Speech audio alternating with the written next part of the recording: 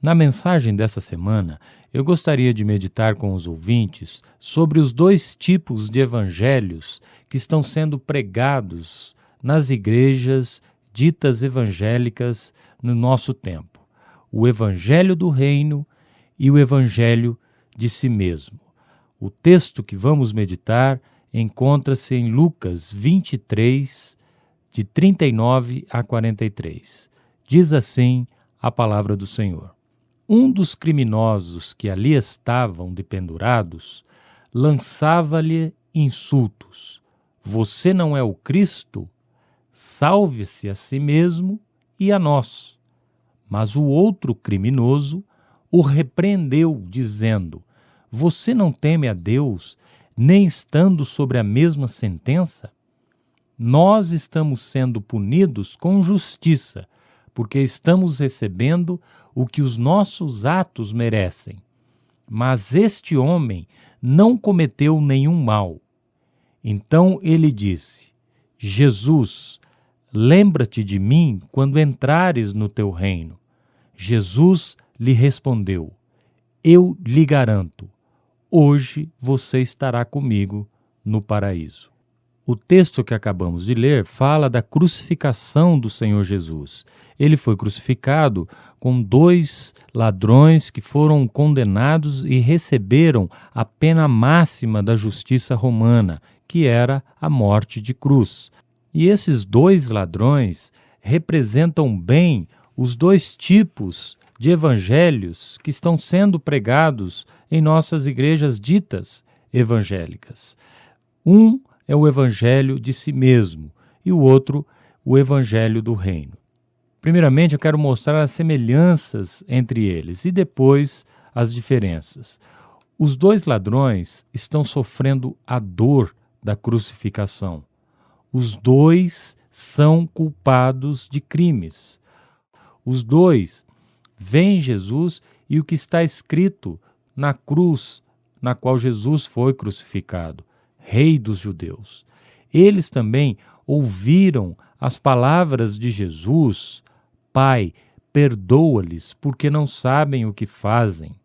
E os dois são ladrões e estão desesperados para serem salvos. Na verdade, esses dois ladrões representam bem todos os homens e mulheres na busca de Deus. Nós também estamos debaixo de uma condenação. O salário do pecado é a morte, diz o apóstolo Paulo aos Romanos. Todos nós precisamos desesperadamente da salvação e buscamos ela onde podemos encontrar. A palavra do Senhor aqui identifica bem dois tipos de pessoas que buscam a salvação. O primeiro tipo de pessoa que nós identificamos aqui é aquele que segue o evangelho de si mesmo e corresponde àquilo que disse o primeiro ladrão: Você não é o Cristo? Salve-se a si mesmo e a nós.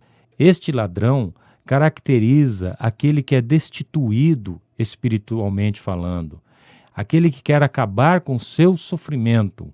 É um homem do mundo, um homem com valores terrenos. Ele segue um evangelho diferente do que está na Bíblia. Segue um evangelho de devoção interessada, um evangelho baseado em troca e recompensa, não em amor e entrega. Para ele, pouco importa o que é certo ou errado, louvor ou blasfêmia, bom ou ruim. A ética e a moral, para este tipo de seguidor, são indolores. O que ele está interessado é na presente necessidade. A busca da felicidade e não Deus tornou-se o bem supremo. E as igrejas estão impregnadas com esta realidade que vem da cultura popular, que vem da cultura contemporânea. Hoje encontramos nas igrejas uma doutrina que caminha junta com os padrões estabelecidos pela sociedade em relação ao sucesso, ao consumismo, à realização terrena, à prosperidade material, à rejeição da dor e do sofrimento.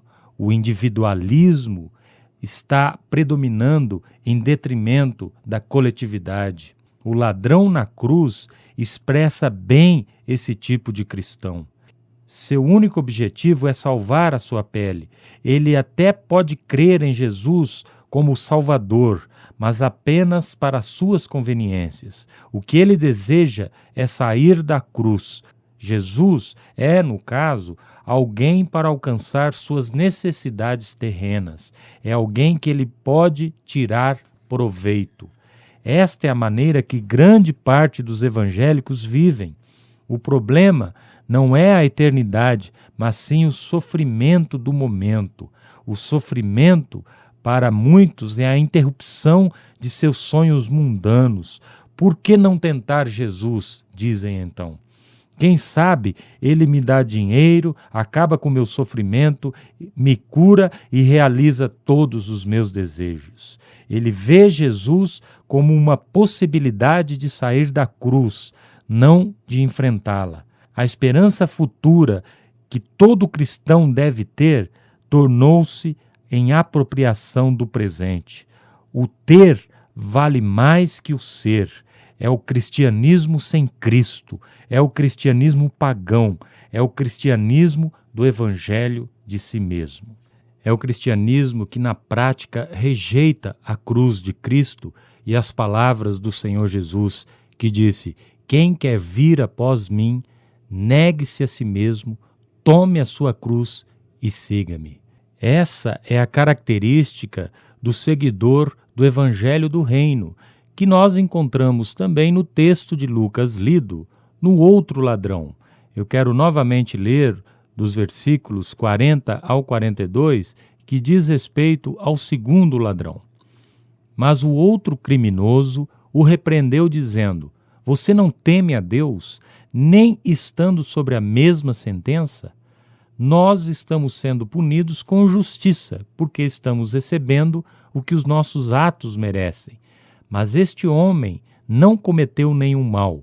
Então ele disse: "Jesus, lembra-te de mim quando entrares no teu reino." As características daquele que é seguidor do Evangelho do Reino, do Evangelho verdadeiro, estão expressas nas palavras deste ladrão. Primeiro, ele teme a Deus. A palavra de Deus em Provérbios diz que o temor a Deus é o princípio da sabedoria. Temor não é medo, é respeito. E é o que ele diz no versículo 40. "Você não teme a Deus, estando sobre a mesma sentença?" Portanto, aquele que segue o evangelho do reino, antes de mais nada, tem respeito pela santidade de Deus, pela pessoa do Deus Todo-Poderoso. Outra característica que nós encontramos no seguidor do Evangelho do Reino é que ele admite que é pecador, ele não é um hipócrita. Ele diz assim: "Nós estamos sendo punidos com justiça." Ele reconhece que é pecador. Todos nós somos pecadores e somos dependentes da graça de Deus, independente de sermos criminosos ou não. Todos pecaram e destituídos estão da glória de Deus, diz o apóstolo Paulo, a carta aos Romanos. E é o que aquele ladrão admitiu. Nós estamos sendo punidos com justiça. Ele também reconhece que o fato de ser pecador leva à pena de morte. Porque ele diz assim: "Porque estamos recebendo o que os nossos atos merecem." Aquele que é seguidor do Evangelho do Reino reconhece que sem Cristo ele estava destinado à morte eterna. O apóstolo Paulo diz que o salário do pecado é a morte, e morte eterna.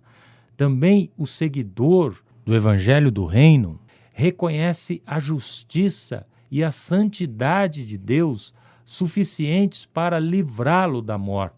Ele diz, se referindo a Jesus: "Mas este homem não cometeu nenhum mal." Jesus só pode pagar os nossos pecados porque nele não encontrou-se pecado algum. E ele foi além, ele reconheceu Jesus como o Rei, como o Salvador, como o Messias, como o Cristo, e invoca o nome de Jesus. Ele disse assim: Jesus, lembra-te de mim quando entrares no teu reino. É essa postura que o seguidor de Cristo tem. Independente de enfrentar a cruz, independente de passar pelo sofrimento que é inevitável de passarmos, ele invoca o nome do Senhor, pensando na esperança futura, pensando na vida eterna. Senhor, lembra-te de mim quando entrares no teu reino. E o que Jesus disse para ele, e tão somente para ele, e não para o outro ladrão, foi: eu lhe garanto, hoje você estará comigo no paraíso. O maior privilégio daquele que segue o evangelho do reino e não o evangelho de si mesmo é desfrutar da presença de Jesus no paraíso. Ele disse: estará comigo, não importa como seja o paraíso, o que importa é que no paraíso nós estaremos com Cristo. E aquele ladrão foi o primeiro a ser salvo no tempo da graça. Ele não tinha sido batizado, ele não tinha boas obras para apresentar a Deus, mas ele arrependeu-se dos seus pecados, reconheceu que era um pecador e invocou o nome do Senhor. A palavra de Deus diz que todo aquele que invocar o nome do Senhor será salvo, se esta invocação for acompanhada de arrependimento. Que evangelho você está disposto a seguir? O evangelho de satisfação pessoal ou o evangelho do reino?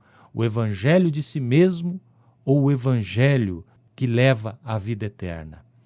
Eu sugiro que você siga o exemplo do segundo ladrão da cruz, porque você vai encontrar refrigério na vida eterna, principalmente a salvação que podemos ter em Cristo Jesus. Vamos orar nesse instante. Senhor, em nome de Jesus, eu peço que todos os ouvintes do Frequência Vide, que estão neste momento sintonizados aqui na Antena 102, possam ser tocados pelo Teu Espírito, que possam se decidir a seguir o Evangelho do Reino que leva à salvação. Afasta, Senhor, as inverdades do Evangelho de si mesmo desses ouvintes, que haja genuíno arrependimento, invocação e salvação destes que carecem também, ó Deus, da Tua presença. Eu oro agradecido em nome de Jesus. Amém e amém.